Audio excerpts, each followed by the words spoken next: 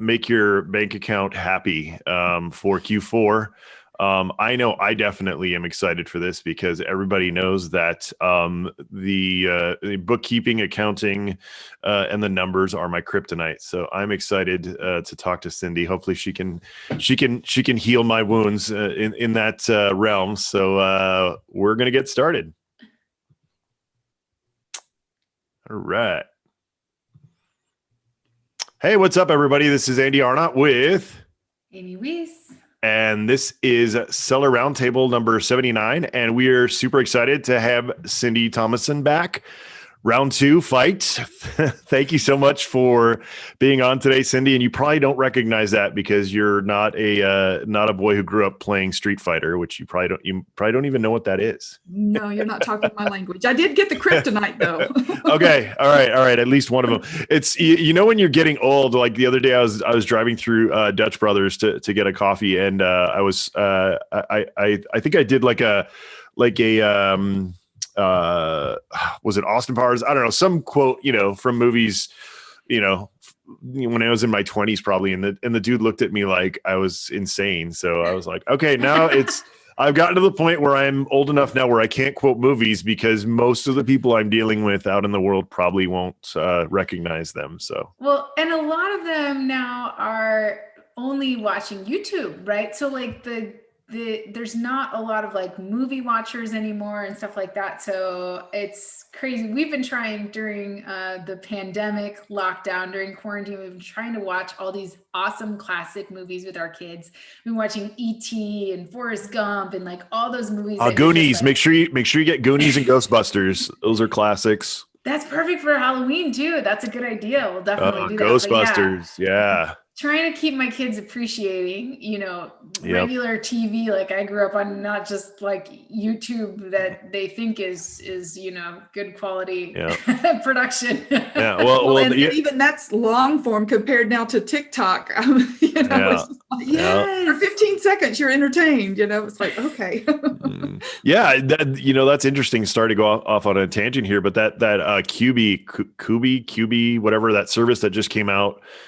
Meg Whitman from eBay and somebody, it was like a $6 billion launch, I think, or something like that. It was an insane amount of money that they threw at this thing, and it failed miserably. And it was supposed to be like short form, like 10-minute videos, which in this day and age, you think would have, you know, gotten popularity, but you know, people have YouTube, but you know, they're not going to pay for something they can get for free. So I think that's where they kind of miscalled that need there.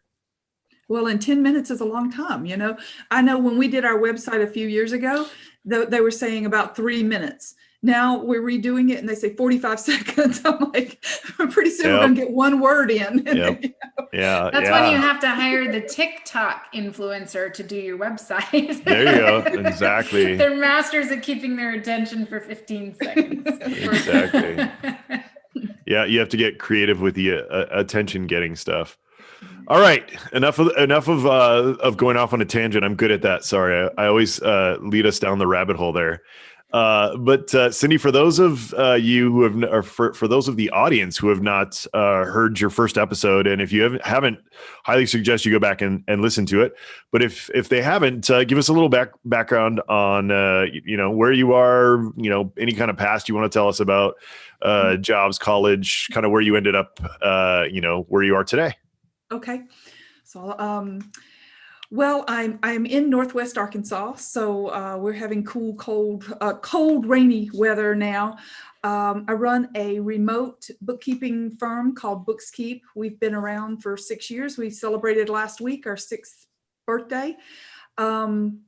We were created kind of out of necessity. I had a daughter that needed some special tutoring because she's dyslexic, and so I was needing to run her around about a 2-hour drive to where her tutor was, and it was expensive. So I created a bookkeeping service, and after meeting Mike Michalowicz in 2014, I realized that if I wanted to keep my clients able to pay me, I needed to concentrate on more than just getting them good numbers. I needed to help them with their cash flow because every one of my clients was struggling. And through the coaching that I did with Mike, he helped me refine my services down to a niche. And so in 2015, I started working with e-commerce sellers exclusively for a couple of reasons. One, I had several clients that were in that space that, and they were talking about me a lot. And so, we're all connected through Facebook, and they would say something about my ability to help, and that word just spread. So that was nice. But even more importantly, it was, the folks in the e-commerce space were kind of looking for the same kinds of things I was looking for. I needed flexibility. I wanted to be able to work from wherever. I didn't want an office to go to. I wanted to be a little bit of a nomad in Arkansas anyway. And so our alignment for how we wanted to work and what was going on with our clients really kind of worked well. They were also really good with technology, so it made it easy for us to serve them. So it just, it developed from there into where I started focusing on the profit first from Mike Michalowicz's original book, and developing those concepts specifically for my e-commerce clients, because I kept hearing over and over again that people were struggling with how to do inventory, and there were just pieces of it that just didn't work for my e-commerce clients. Mike was revising Profit First because Penguin House was going to publish it. And I kept going after him saying, you've got to include inventory. You need to include inventory. And he finally came back to me and he said, it's not flying with Penguin House. You need to write the book. And so as a result, I came out with Profit First for e-commerce sellers 2 years ago, and have been really trying to get that in the hands of as many people as possible, because if they can start off with the idea that profit is a habit, it's not some event that we do at tax time, that they're going to be better off in the long run and make better decisions for their business. Yeah, absolutely. MikeMotorbike.com, guys, if you want to go learn about Mike Michalowicz. And so Cindy's book is an offshoot of Profit First, which is by Mike Michalowicz, and she's niched down to e-commerce and specifically Amazon. So, I mean, really great stuff in terms of, you know what they say, the one thing, right? The book, the one thing is, you got to really focus. And that's something that I, finally learned at my ripe old age of 43. Or I'm almost 43. I don't know. I always have to ask my wife. I forget. After 40, who cares, right? But one of the things that that I realized with myself is just going too wide. And so if you're going to read just a few books, definitely Mike Michalowicz's stuff is great. We talk about it all the time. He's been on. He's awesome. Huge fan. And I know Cindy's the same way. Kind of once you get into Mike's world, it's hard to get out of it, just because you can tell he's genuinely there to help people. And then, we've talked about his books over and over again, but, definitely start with those books and then go from there. Cindy, as somebody just starting out, besides reading the books and getting the material, I am infamous about, just consuming tons of information and then not putting it into practice. So for someone like me who, has all the knowledge, but it's just, whenever I start digging into this stuff, I finally found a bank that's going to split my accounts for me, which was a chore in itself, believe it or not. What's next? What should I really be looking at next in terms of, getting my house in order in terms of finances and using the Profit First formula? From a Profit First perspective, getting those bank accounts set up, and like you say, that's sometimes the hardest thing. But I'm gonna give you a referral that hopefully will make it really easy. And this is not, I don't get paid to do this. I just like the service a lot. It's Relay Bank. The website is relayfi.com.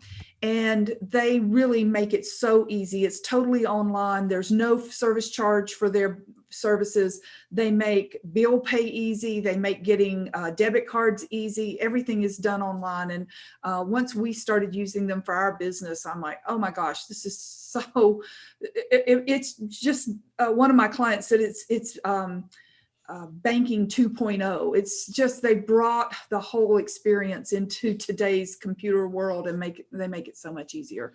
So getting those accounts set up is the first thing, and then just start. I mean, for e-commerce clients, that inventory is like the most important thing you have to take care of. So get an account for inventory, keep your operating expenses separate, and get an account for profit. If you do just those 3 accounts to get started, you're going to be so much further ahead of the game, because the inventory cash flow is on a whole different cycle than your operating expenses cash flow. So keeping those 2 things separate will help you identify how your inventory account is growing to be able to buy more product, and your operating expenses, you want to just keep continual pressure on to reduce and not let that get out of hand.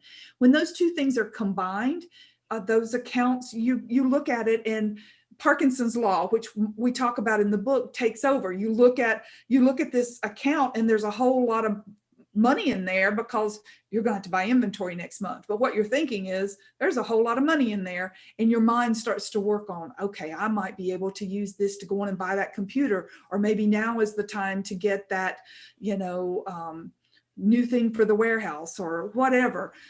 Separating those 2 things out is going to give you so much clarity. And we're always focused on taking profit. So how you split that money, you want to put 1% of what you earn in profit as the place to start. Now, I know businesses are doing way better than that, but what happens with clients where we don't actually do an analysis and come up with a framework, they just start moving money around, and then they have a bill and they move it back, and they never actually get into the rhythm of letting profit first really work. So we want you to start slow with some baby steps and get the system working, and then you can refine it, increase that profit percentage. But it's a big shock to take your inventory out of your checking account. And maybe we can take a step back for those people who haven't read Profit First and aren't sure what we're talking about in terms of bank accounts. I mean, we do have some folks that are probably just getting started and going, wait, I just barely opened a business bank account, and now you're telling me I need multiple accounts? How does all that work? So, I mean,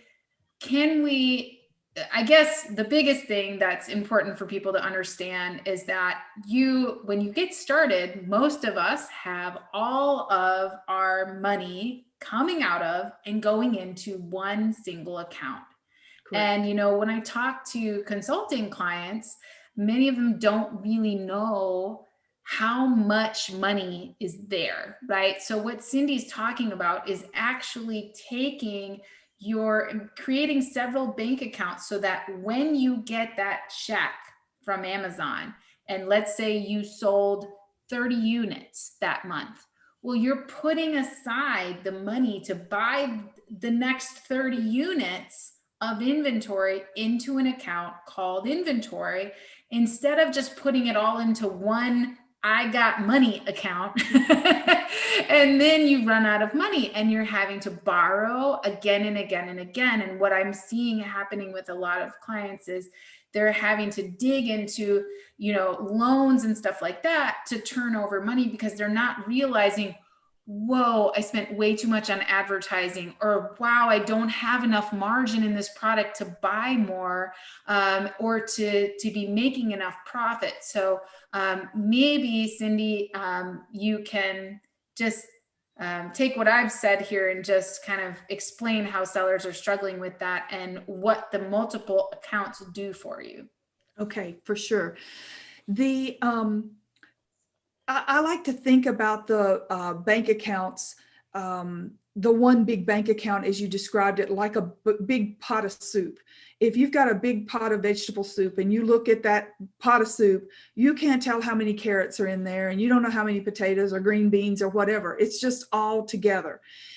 With the multiple bank accounts, what we're trying to do is kind of recreate that envelope system like our grandmother may have had, where she put the rent in one envelope and she put the grocery money in another envelope, and maybe she had a money envelope for Christmas that was coming up. We're using bank accounts in the same way. We're basically giving the money a purpose. We're saying this bank account is going to be for keeping up with how we do with inventory. This bank account is going to take care of growing our profits. And then the other one that I recommend people start with is the operating expense bank account. Now, as clients get more sophisticated, we like to add on owner pay, because we feel like business owners should be paying themselves, and of course taxes, because you are going to be taxed. And so we like to add those additional accounts on. But for those people that are just getting started, if they will start with those 3 accounts, you'll get so much clarity. But the idea is bank accounts allow you to see the purpose for your money. Sales tax is another one that we recommend people start with right away. When I know Amazon now is taking care of that, but if you're selling on Shopify or some other websites and you're getting those funds in, you're going to have to turn around and send that money out. And it's not really your money. You're just holding it kind of in trust until you pay it out to the government. So if that money is put in that one big bank account and you lose sight of, I've got to pay sales tax, and it may be $8,000. You don't want to have to be struggling with coming up with $8,000 to pay that. You just want to set it aside. It's really not your money anyway. So that's the idea behind it. Give your money a purpose, and also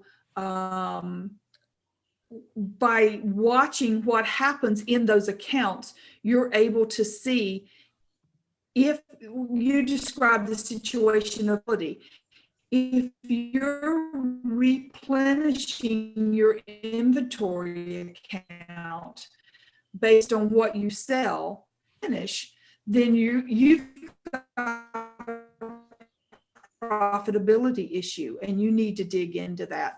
So having those things separated out so that you can clearly see intended for that money and how it's growing to be available to buy more inventory down the road, and needs to, those kinds of things you're able to get just from your business banking dashboard. When running system to learn all of that, you can just go online and get the information. Yeah, awesome. That was a great kind of overview. And so a quick question, Cindy. This is a selfish one on Relay. Do they let you have like as many checking accounts as you want, or what's the setup for Relay in terms of fees and setup and all that kind of good stuff? Because I wish I just went through so much trouble, like I said, trying to find a bank account that would do this locally, and I don't really care about a remote bank. I know that there's a limit. I have not hit a limit, and I've got many accounts. So I use some of the premium services, like they've got some online bill payment services that they charge for. They do charge for, but for just business banking, there are no fees. Awesome. Cool. Let's see here. So one of the biggest roadblocks for Amazon for Amazon sellers, or just e-commerce sellers in general, is once they start scaling, right? When they start scaling, they go, okay, well, now what do? Do I, put more money into my inventory? Do I market more? I mean, like, where do I put my money? And how does the Profit First system kind of help people see, what to do next in terms of where to dedicate the finances? Well, as the money starts coming in and you're setting aside your replenishment cost, and then you're putting money into your operating expenses, you really want to watch what's going on with that operating expense account, because it can get out of, and so you don't want just to be growing. One of the things that happens that we talk about, what those benchmark percentages ought to be for your business. So if you're to the point where you've got things dialed in with those 3 accounts, the other accounts, and you're ready to get serious about doing a profit assessment, and let's see if that helps. You want to do a profit assessment to really understand the of your business, so that you're working towards those benchmark percentages that are outlined. What you want to do is ensure that that doesn't just start to build and then get used for things that are not important to how the business grows and scales. So, for example, you're funding your inventory account at that replenishment level, but you want to grow by inventory.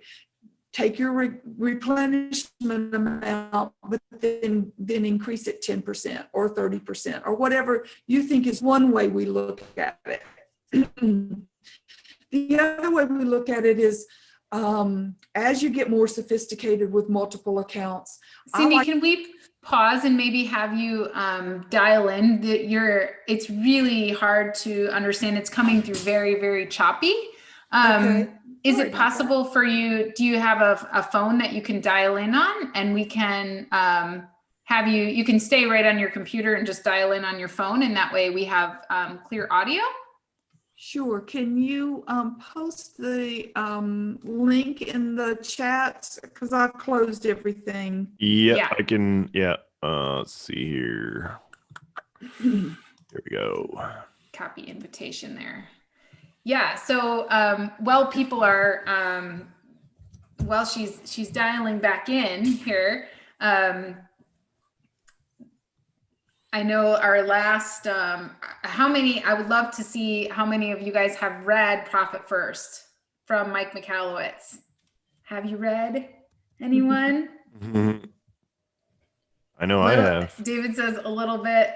Yeah. So I started, and I've read Cindy's book as well. I started to read Profit First. Now it gets overwhelming when you start to read it, because you're like, okay, I want to implement this stuff. I see the benefit of implementing Profit First, but it quickly gets away from you because you're like, all right, it's already a mess and I have a lot to clean up before I can get there. So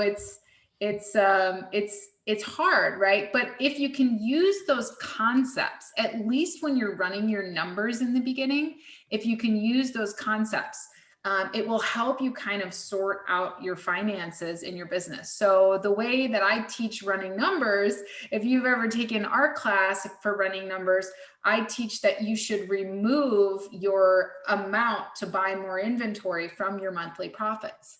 And you shouldn't even count that in your monthly profits, because you need to be setting that aside. So if you sold 90 units this month, or 200 units, doesn't matter. Whatever that money is coming back from Amazon or your Shopify store or whatever, you need to set aside out of that check at least enough to buy that many more units.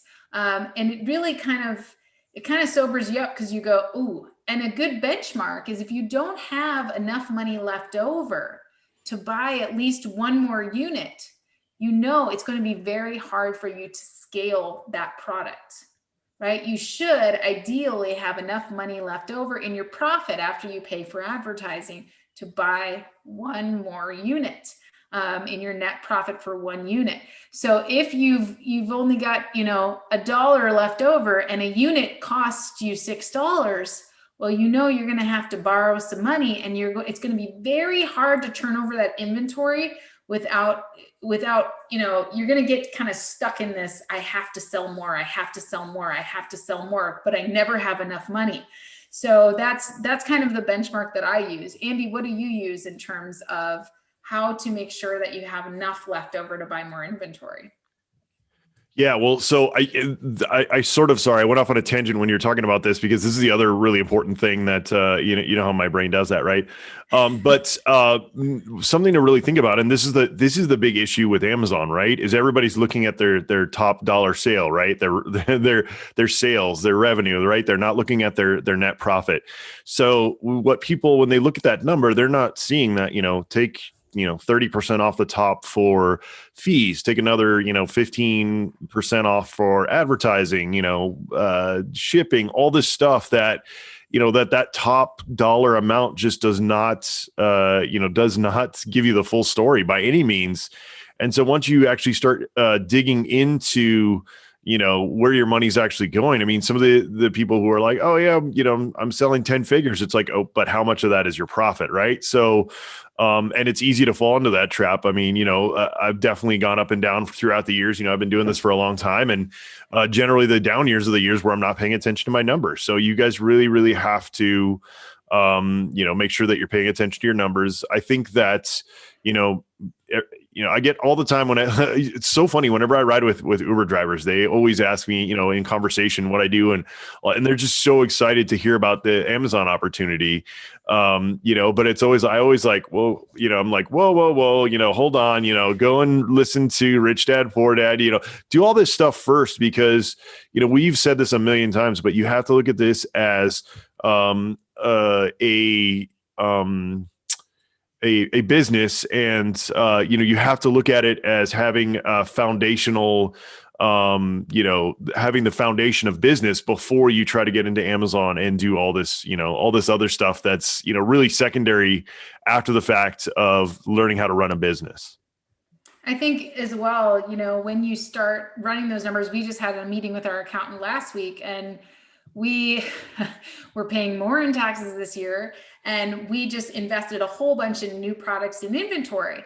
So our ending number was actually negative. And we were like, oh my gosh, where did that go? Where did that money go? And when you don't think about, okay, well, where have I spent extra money? So looking at our P&L, our profit and loss statement, we looked, and shipping was a huge amount, a huge percentage of what we spent money on, right? And looking at that and thinking, okay, wow, shipping costs went up, right? And one of our products was quite large and we had to actually shrink it down and make it smaller and make shipping costs, lessen those shipping costs. So we know that number is going to improve. And we know that a lot of our profit was reinvested into launching our 4 new lines of products that we're launching this year. But it was scary to be, to have that number look amazing last year at the end of the year and then pay 5 figures in taxes. No fun. I'm sure Andy pays more in taxes than I do, but this year to see that and know, having an account that can show you, okay, this is the percentage of your total expenses that you paid on shipping. And this is the percentage that you paid on new inventory. And this is, so just kind of getting an understanding of where your money is going. Like Andy was saying, instead of just like looking at your sales going, oh, I sold 7 figures. Well, that has nothing to do with whether or not, your P&L is negative at the end of the year or how it looks overall. And whether, if you look at Amazon's financials, we studied Amazon's financials during my MBA program, and they have actually been in the negative for a long time because they constantly reinvest. Their shareholders are happy. They constantly reinvest in new opportunities. So they're investing in the future, and they're not as focused on that immediate profitability. So I know my per unit profits are great, but when I look at my overall P&L statement, I still have to look at that and go, okay, what's going on with that shipping number? How can I bring that down? And, and all of that. So it's so important to have an accountant to understand your net profit number, understand how you can, the things that you can control to improve that. So important. And then also understand that when you're scaling, you're going to have, there's times you're going to have some negatives, and you're going to have to keep working on that.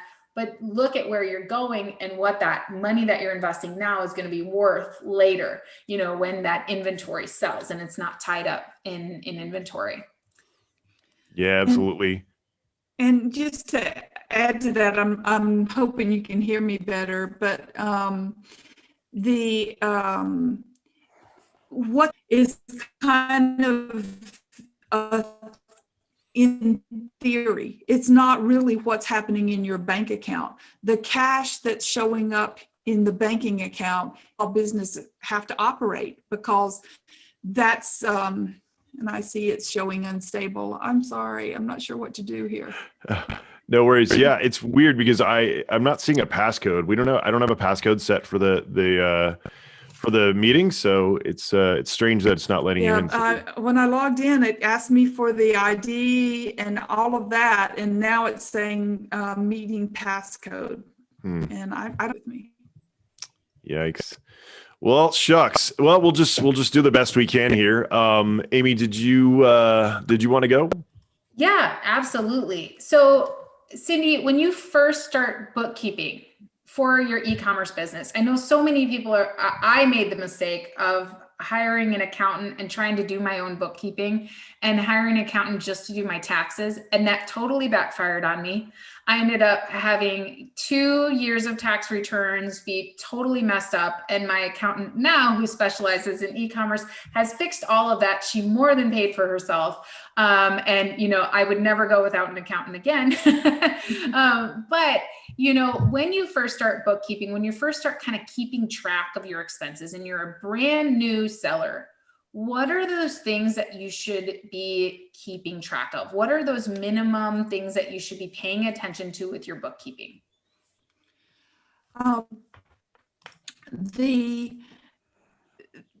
The thing that I think that's really important is to understand gross margin perspective.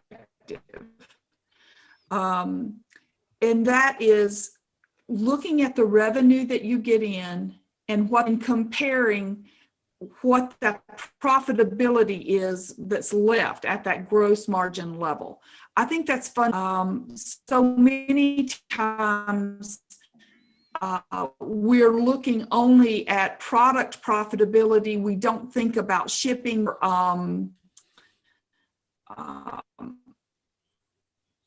small in comparison to what our product costs are.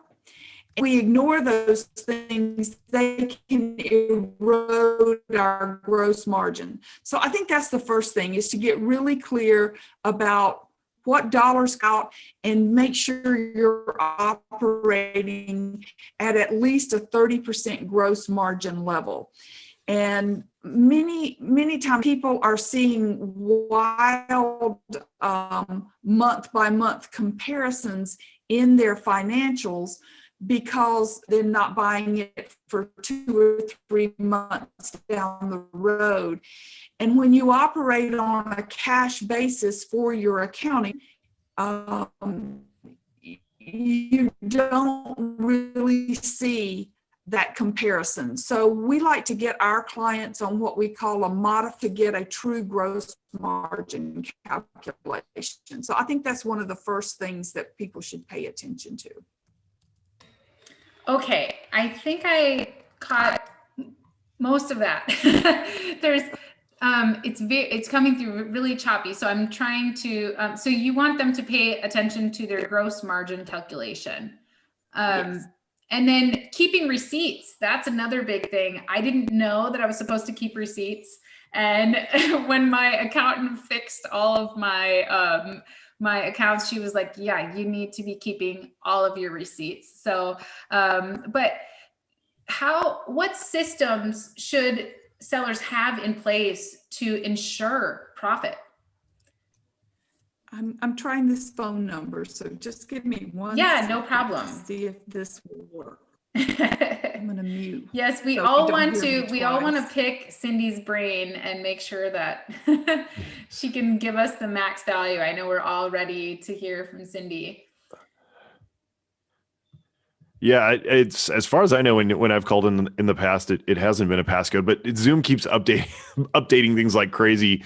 I think because of all the Zoom crashers and stuff that were going on. So now it's just it's getting crazy in terms of trying to keep up with what they're doing there. But Right. yeah. So go ahead, Amy. For me to keep track of receipts, I actually use Airtable. You can use QuickBooks, but I use Airtable because they have this. Airtable is an online free spreadsheet program. And it is incredible in terms of tracking receipts because you could put the app on your phone, and I just find it much easier to use than QuickBooks. So that's what I use. And then I give my accountant the access to the Airtable, and she's able to check all of my receipts. Cindy, are you back with us? I think I am. Yeah, I think you are. If you can turn your speaker down on your computer, because we're hearing ourselves. If you do that, I think we should be good to go. Thank you for figuring that out. Amy, that's a great tip. What I've found too is anybody who's in the Google sphere, I don't know, people use Dropbox, Google, whatever.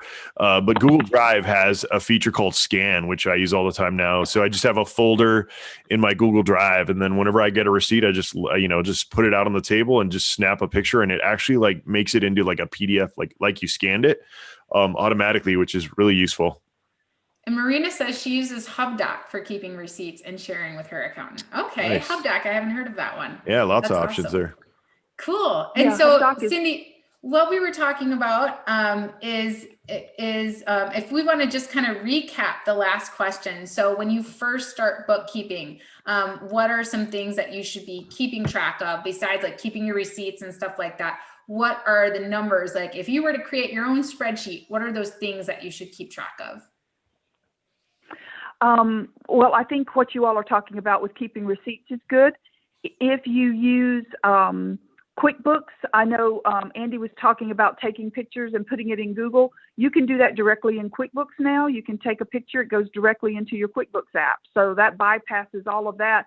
And what's really nice about it is that it attaches it. You can attach it to that transaction that will come through your bank feed, and it's just all connected right there together for you. So that's really nice. The other thing that is important if you're just getting started is to be careful not to mix your personal expenses in with your business expenses, because it's real easy just to say, well, I'm going to use this credit card because I left the business one at home. And, once or twice it's not a big deal, but you really want to just get in the habit of always keeping your business and personal expenses separated. Your accountant will thank you. And if you are ever in a situation where you're audited, it is much simpler to focus only on either the personal audit or the business audit and not open it up for everything to be considered by the IRS.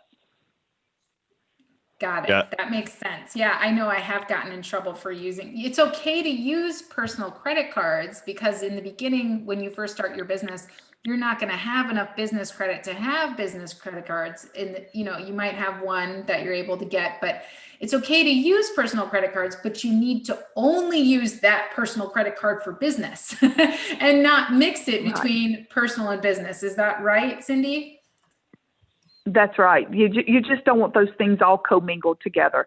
Set aside, this is the card I'm going to use, and designate that your business card, if you will. But don't put your personal expenses on it as well. Got it. And then in terms of tools that people use, you mentioned QuickBooks, but are there any other tools that we should be using for accounting and really for keeping track? Is it okay when you're first getting started to put together a basic spreadsheet? Should people be doing that? Is that a best practice? And what kind of tools are most helpful for just getting started as you're scaling your business? Well, for just getting started, there are a number of things like Inventory Lab, Seller. I'm thinking of Seller Board, but I'm not sure if that's in the U.S. or I was just using it with a UK client. But there's all of those kind of pseudo accounting systems that will give you some data from Amazon, because they do connect into Amazon. And I think there's a place when you're just getting started for that. Where that gets people in trouble is when they are not very carefully managing it. Those systems aren't actually reconciled back to any kind of bank account, so they can give you misleading information. So I suggest people get on a system like QuickBooks or Xero as quickly as they can. Now, I know there's a cost for doing that, but if you can get on those systems as quickly as you can, then you've got a real accounting system that you can hand over data to your CPA. You can have confidence that if you run it right, if you do your reconciliations back to the bank, et cetera, then you can have more confidence in your number, in your numbers, in your financials. I think people have gotten into trouble using these apps that connect to Amazon and believing those profitability numbers. And then when we actually get them on a real accounting system, what we see is that they're not nearly as profitable as they thought they were. And, I hate being in that position of delivering bad news, but now it's a cautionary tale for others, right? It happens enough that it's just very hard to keep those systems up to date because there's no reconciliation feature to ensure that you've got everything right. Right. Yeah, I think it's good in the beginning just to be tracking things, but in order to make sure that over time you are really tracking things more closely so you can see if your business is in trouble, that is really, really important. So QuickBooks is very affordable. It's like $20 a month or something for QuickBooks Online. So there's really no reason that all of us can't get started with very basic accounting software and start kind of tracking those expenses and everything. So that is great, great advice there. And it's okay to start with some software in the beginning, some Amazon software that's already giving you some data, but you should be tracking. Make sure alongside of that you're tracking your expenses, that you're using one card or one account for business and a separate account for personal and all of that. So I would like to know about reinvesting profits. So during our audio mix-up, I was talking about how I was just going over my P&L statement, and I am reinvesting in my business right now. I'm expanding my line, so my overall number at the end of the day is negative because I've spent more on new inventory than I've gained in profits this year, which is good for my next year's bottom line. Will be really beautiful. But when we're talking about reinvesting profits in the business, how much profit should a business be reinvesting? Well, I think they're two different things. So when we talk about profit from the profit first perspective, we're talking about cash in the bank. We're not talking about the bottom line on a profit and loss statement. And really, in a business that is set up running a modified cash type books, you want to be set up where you do have a bottom line. Now, if you're wanting to reinvest in inventory, if you're set up with books the way we recommend, that happens on your balance sheet and not your P&L. So I think we're talking about two different things here. You're probably preparing your books to be used for taxes. And in that situation, you don't really see profit from this perspective of how the business performed in a true light about profitability. It's more from what's happening to your cash and how are you setting up for your tax situation. Yeah, so I just want to be clear. There's different reasons we have books for different things. You were talking about Rich Dad, Poor Dad. That book was about, I think his name is Keith Cunningham, and he has a great book that explains how you need to actually have three sets of books. You need to have one that's for your tax person, you need to have one that you run your company, and then you need to have one that tells you what your cash position is. Now, I think that's overkill, quite honestly, but from a strictly, the way I would recommend running a business, I would want to have a set of books that operates with a modified cash type of approach. And that will show you whether or not you are truly profitable in your business. Now, then there's what happens with cash and how you may be reinvesting it in inventory, et cetera. That should not show up on your profit and loss for the way I recommend you run your books. And so in the world that I like to operate in, I want you to always show profits. Now, how you're investing your cash in the future, that you need to be able to see on your balance sheet to know that you've moved that cash over into inventory. It's basically cash you can't spend, right? But you have an opportunity to use that money down the road to grow your business. And that really comes down to a risk that you might be willing to take. Is this product worth investing in because I think it's going to pay off in the future. And that's a very different question than is it profitable or not. So I like for people to look at their books from the standpoint of they need to be profitable, because you can't sustain that long term if you're not. Small businesses just need to operate from a cash positive perspective.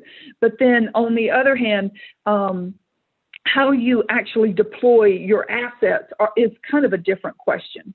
Did I confuse that enough? No, I think it makes complete sense. So you need to make sure that you're profitable, bottom line. And then you have your books that you use for, which is what we were doing. We were going over our books for tax purposes, right? And that final number, but not overall in terms of profitability. We need to be making sure that overall between what we're buying and we're selling, that we're profitable, and overall with our operating expenses and everything else. So that makes sense. So you kind of covered that we should be covering our books. We should be tracking our books in different ways so that we can, number one, ensure profitability. Number two, understand how we're investing and what impacts that will have in our business, and not reinvesting in unprofitable products, right? We don't want to be continuing to reinvest. And a lot of sellers are doing that, right? A lot of sellers are reordering products that are not profitable. And that becomes a really big problem. So in terms of barriers, that sellers have come up against, what kinds of barriers are you seeing sellers come up against? What are the biggest things in e-commerce that sellers are struggling with? And what are some examples of how you've seen them overcome that? I think this idea of product profitability is something that easily gets out of hand. When you have just a few products, it's easy to see how you're performing. And when you're buying products, it's easy to look at it from the standpoint of it's going to be a money-making proposition. But things happen over time with how we advertise for that product. Things change with maybe a repricer going in and pricing. So that idea of what that number is for profitability by product is fluid, and people lose sight of the fact that it may change over time.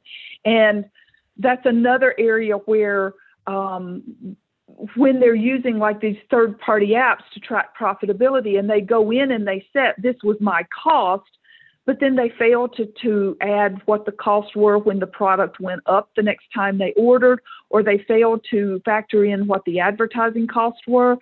And over time, they lose that there's a big disconnect between what's really happening and what data they put in the system. So an accounting system that's reconciled back forces you to fix those kinds of issues, because something is going to not tie out if you go to reconcile and you're not paying attention to those numbers. So those are the kinds of things that I see. Also, when people start to have more and more products, they lose sight over how the entire product line or their whole portfolio might be performing. So when they lose sight of the fact that their best-selling item is actually very low margin, it can really skew their profitability. So we like for people to, if they've got a number of products, we like for them to investigate, look at the top 20% of your sellers and see if you're still profitable for those top 20%. And then maybe look at the bottom 20%. Is there something you can do there to either knock those things off because they're just tying up your cash, or maybe you need to do something to beef up their sales because you've got good margin. And so when you have a lot of products, it's hard to look at every one. But if you'll pick your, that 80-20 rule, pick the top 20 or the bottom 20 and try to understand what's going on there, it's likely there's where you're going to have the biggest impact on your profitability. The ones in the middle are probably not going to be swinging you as much as the top and the bottom of those numbers.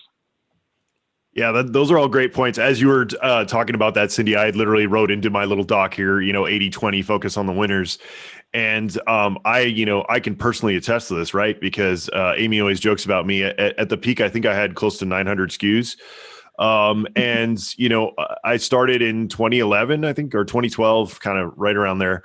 And so, back then I was just gung ho, and my goal was like to add a product a week, which is crazy, but I did it. I mean, I just knuckled down and reinvested like crazy. And I think that's why I scaled and grew my business so quickly. But like you said, it got to the point where like trying to manage it. I mean, even today, trying to manage the catalog of, some of this old inventory and stuff that we have that we're just trying to get rid of at this point.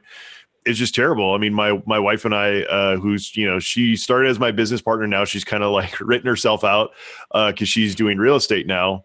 And we're really, that's kind of our other thing that we're doing right now. But going back, we were talking last night, it's like, at what point do we just say, what, the energy to like keep selling this stuff is just not worth it. The profit is, not enough it's like your time is money, right? Your energy is money. So if you just cut all that stuff out and just go for your winners and just really concentrate on those winners, really get brand awareness, really get, just refine that product, make it better. I mean, Amy's been doing this for her product, which is great. Keep the catalog small.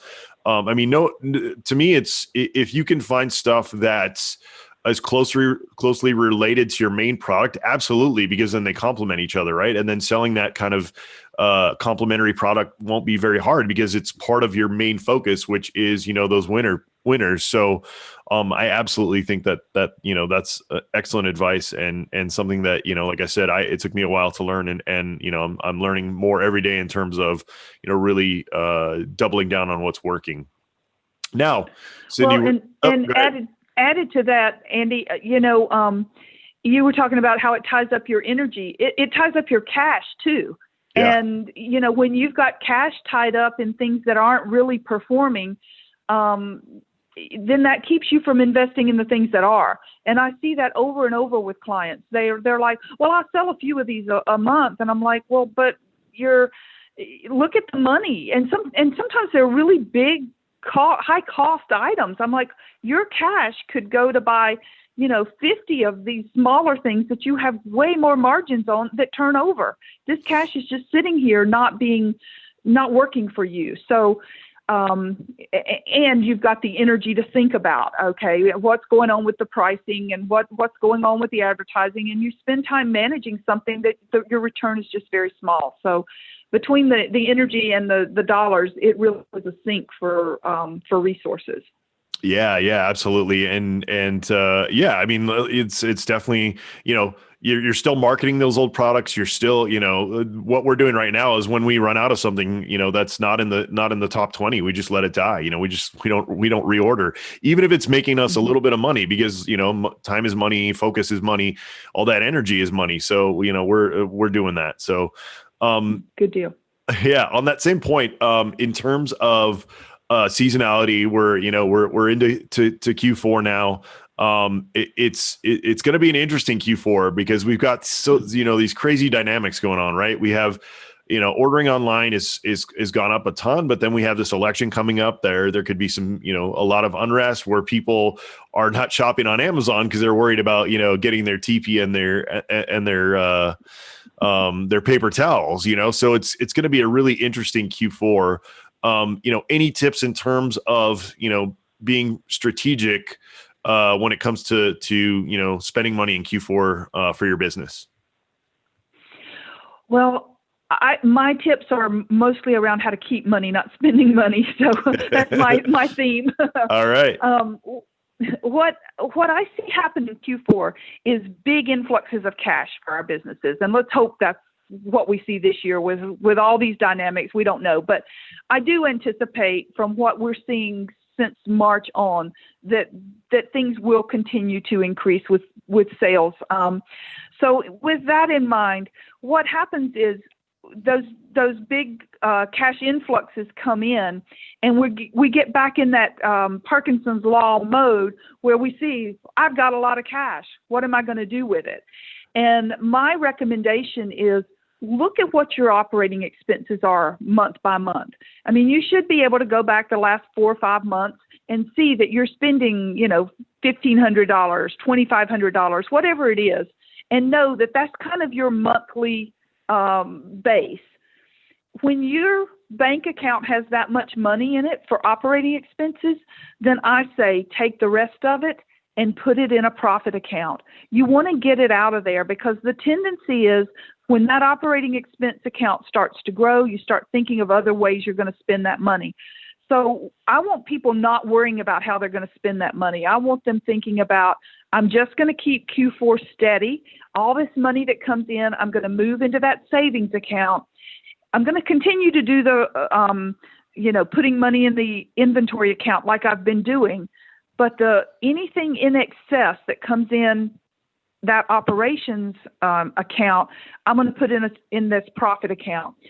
And then after the dust has settled and we're looking in January to see how things really are, then you can look at what that balance is and make a strategic plan for how you're going to put that money to work. You probably want to check in with your CPA. If you're showing a profit in your business, then part of that money needs to be set aside so that you're ready for taxes in April. Part of it may be that you're ready to launch a new product, or maybe you want to set aside more money for advertising this year.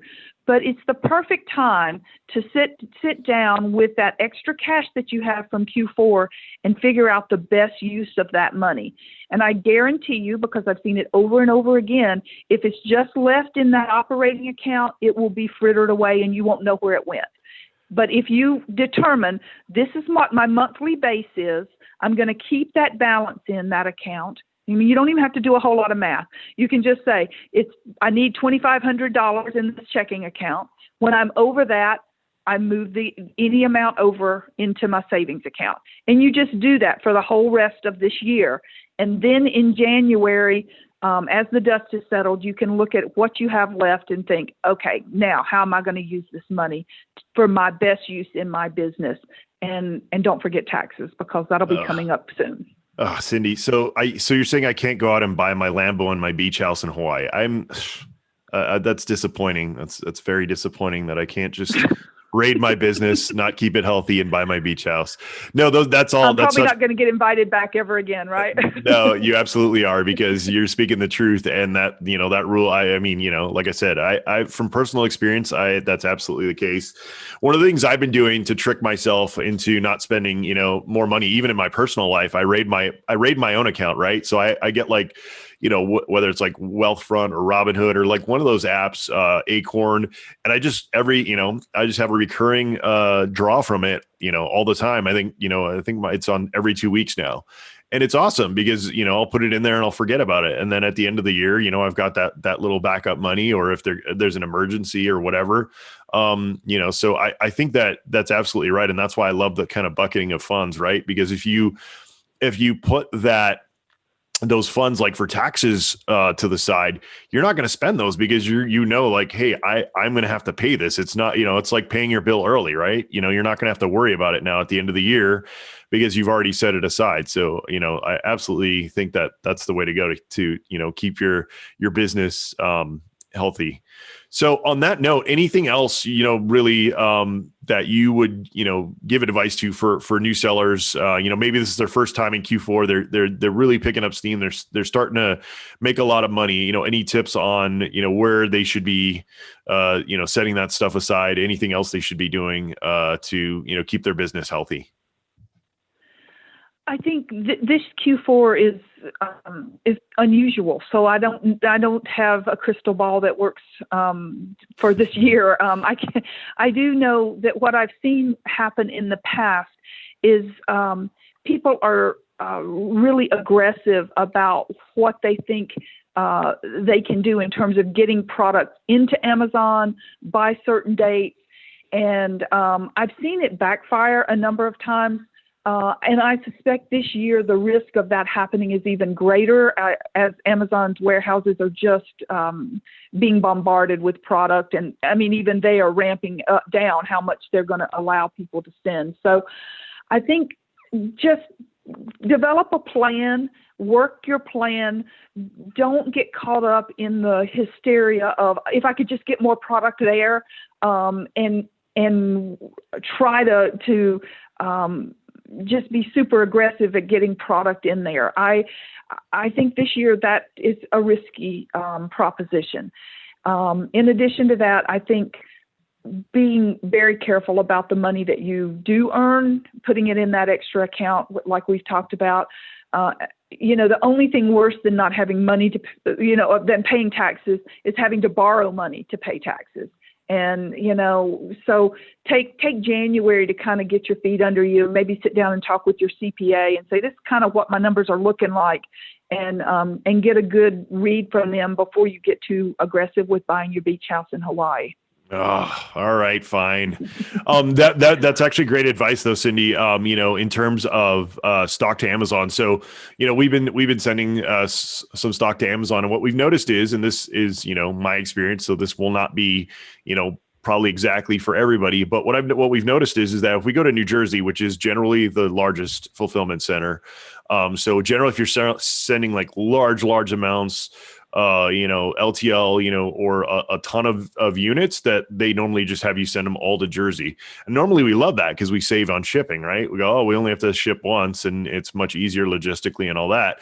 But what we've been finding this year is that if you split that shipment up, and and you can do that by, if you've never done the FBA shipment flow, you guys can, you just change the numbers of boxes that you're sending, right? Cartons. So, if you've got 20 units in a carton and you're sending 5 cartons and say, go all to New Jersey, you change that to like 3, and then it'll say, send 1 to California, send 1 to Texas, send 1 to Jersey. Now, like I said, in the past, I used to hate that because then I'd have to do extra work. But this year, it actually seems to work better because you've got 3 fulfillment centers now. And depending when those products hit that fulfillment center, it might get checked in California and Texas and not Jersey, or vice versa. But you kind of have, I've noticed, like more of a chance to actually get product into FBA.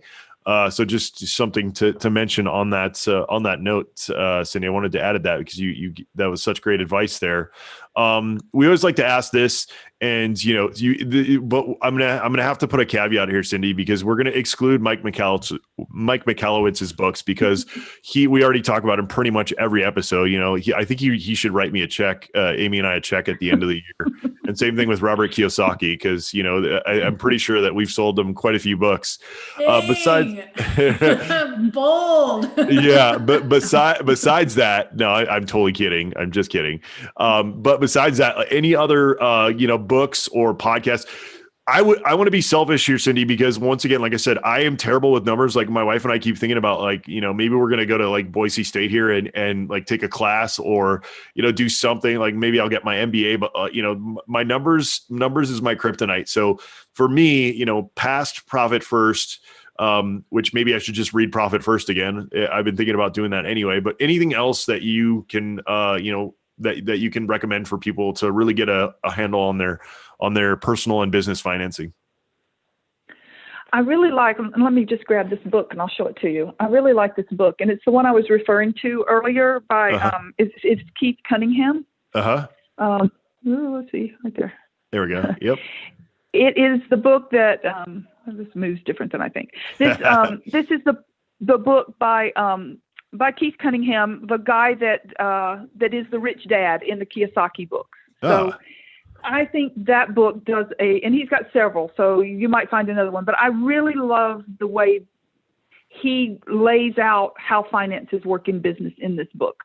So, you can read that book and save yourself a lot of time and headache with trying to go back to school. And because honestly, I think he explains it just brilliantly. Awesome. So that's one of my favorites that I like to recommend to my clients. Perfect. I'm surprised that, I haven't heard of it. That's crazy. Because I'm usually really seeking out those types of books. So great recommendation. Thank you. It's definitely going to get added to my Audible list. All right. So Cindy, now this is where we get to let you gratuitously plug anything you want. So let people know where they can find you, your website, your book, all that great stuff. Okay. I'm at bookskeep.com, BOOKSKEEP.com. And one of the things that might be of interest as you're talking about newer sellers, we do have a program called Smart Start. And basically what we do is go in and create an accounting system for our new sellers. We get the chart of account worked out. We get the mapping to A2X, which is the integration that we like that goes between Amazon and QuickBooks or Xero. With that service, we set that all up, and then we do 3 classes where we do hand-holding with the seller to connect their bank accounts, where we show them how to do it. We show them how to do their reconciliations, the coding, all of that kind of thing, so that by the end of those 3 calls, they're able to go off and do their accounting by themselves. And should they run into something that they have trouble with, we have a monthly huddle where they can come and ask their questions.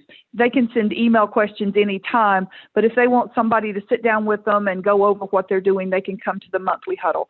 So for new sellers, I think it's a great way to get started. We can also provide QuickBooks Online at our wholesale rate, which gives people a little bit of break in the subscription. So that might be of use to those people that are just getting started. Awesome. Will you set up my bank accounts for me too, Cindy? Like if they're already there, you'll work with me on how to connect them into QuickBooks. Yeah, well, and like separate it out, like do the profit first, percentages and all that. Do you help with that as well? We do. Now that is not through the Smart Start program. That is through our Profit First services. And we do that we won't actually set the accounts up unless you're working in something like a Relay Bank, where they have a permission for us as a accountant to go in and do those kinds of activities, but we can't transfer money out of your bank. Right. So as a firm owner, I don't want that kind of liability. But for something like a Relay Bank, it works really well because we can go in and actually do the Profit First for our clients, and they don't have to go in and do the transfers. Perfect. Awesome. And the other thing that Cindy's not mentioning, which I know about, is they have an awesome newsletter. I signed up for it a couple months ago, and there's great tips in there and stuff. They have some great guest posts and things like that. So yeah, check that out, guys. I would agree. I was going to mention that earlier. I love your blog posts and everything. It's awesome. I always read them. They're always super valuable in my inbox, and I get great tips from you. So thank you for that, Cindy. Yeah. Oh, that's great feedback. We never hear, so I am glad to hear that. Thank you. The reason I knew it, I remembered too, though, is I think I got one this morning. So I was like, oh, this is perfect timing. And it was good information. They come out on Tuesdays. Yeah, there we go. Perfect. All right, Cindy, thank you so much. Thank you, everybody who joined us live. You guys really love having you guys in the audience here. If you guys don't know, when you join us live in the Zoom call, we stop the recording, we stop the live stream, and you guys get to just kind of have a little meeting here at the end. We ask the guests to say, sometimes they do, sometimes they don't. But if they don't, we're, usually pretty skilled at being able to help you guys. But, you're not paying our expensive hourly coaching rate. So if you guys want to join us live, sellerroundtable.com/live, Tuesday, 1 p.m. Pacific time. If you haven't yet, we really, really appreciate you guys subscribing, rating, sharing, all that good stuff. I know you guys hear it all the time on every podcast and YouTube video and things that you watch. But the reason is we're not charging for this, and so really that's our kind of what we get out of it is to help as many people as possible, and you can help us with that effort. So we really appreciate that, guys. And we'll see you next time on the Seller Roundtable. Thank you guys so much for joining us.